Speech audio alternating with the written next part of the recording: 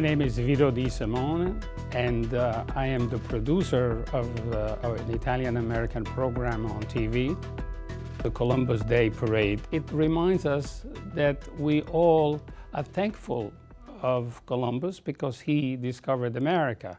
Now, I understand that the word discovering does not please everyone, but in fact, for the Europeans, for the Africans, and for the Asians, this was a discovering. Nobody knew that there was such a large land, which is about 10 times larger than Europe. So, in fact, not even the Indian Americans knew that there was a continent there. They lived in such a large continent. So it means that it gives us pride to say that one of us, at least one Italian, similar to us, of our own ancestry, was an Italian. And so we have affinity with that person. And we are proud. It gives us pride to march on Columbus Day. Controversy basically is always been part of Columbus, even though Columbus has nothing to do with it. He discovered America, and people say, no, he did not discover America because we already were here. But again, as I said, not to the Europeans, this was due. And the discovery brought here millions of Europeans and Africans and Asians.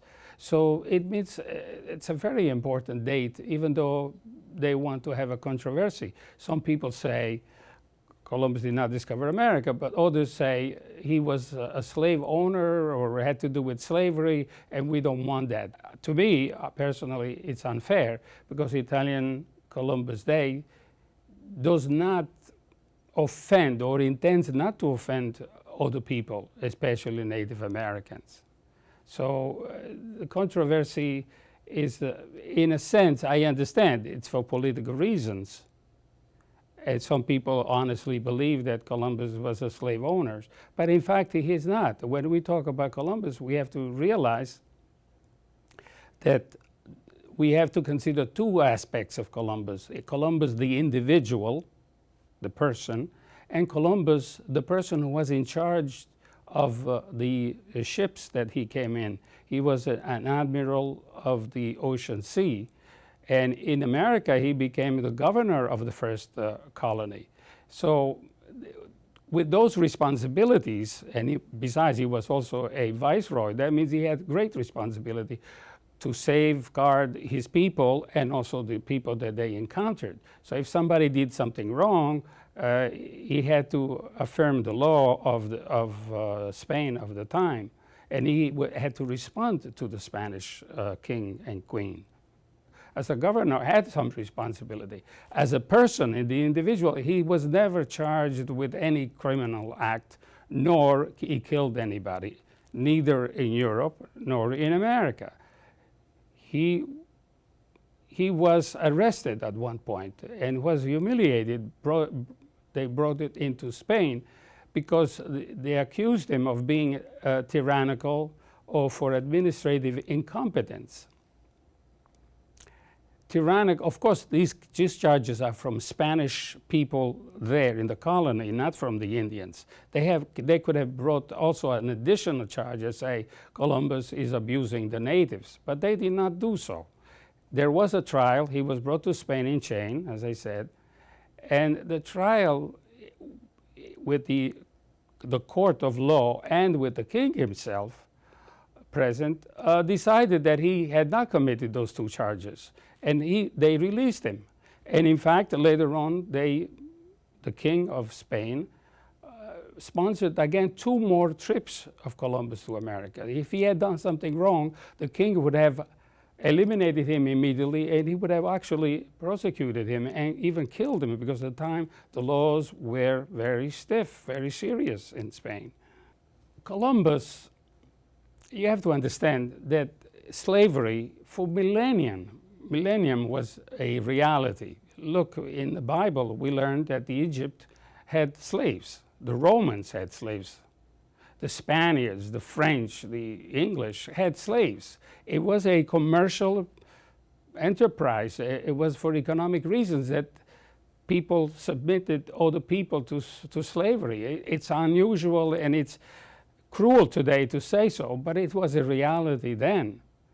So Columbus is accused of taking some natives and brought them in Spain against their own will.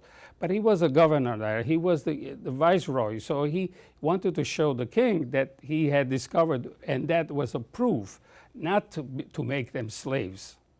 At one point, Columbus says into his diary that, you know, I'm bringing this back to show you so that they can learn. He doesn't specify learn what, but I imagine so that he can learn to discuss and talk to these people, learn the languages.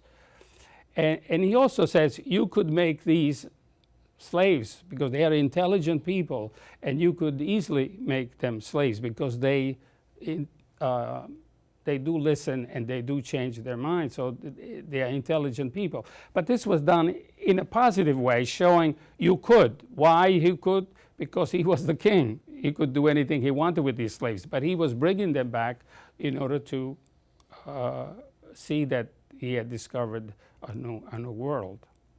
There is another possibility, is that it came a time when Columbus, maybe he had some residual slave left, or people, indigenous people left with him that the king did not get. So he tried to sell them. And the queen, Isabella, scolded him and says, you cannot sell, these are people. And Columbus from then on did not sell any slaves. They selected me as a Grand Marshal probably because I am a member of the John Michael Marino Lodge in Port Washington, and that is part of the Sons of Italy. I only suspect because I really wasn't present when they selected me. The future is in our hand. We can continue to hate one another, create division, but we can also, being humans, and eventually we learn the lesson, we can unite as human beings, not as Native Americans or not as Italians or not as American themselves. We can unite and have, for example, Columbus to be the uniting figure, because in fact he united the world by discovering it. And so the discovery could be an initial point in which we all agree to participate in the human progress.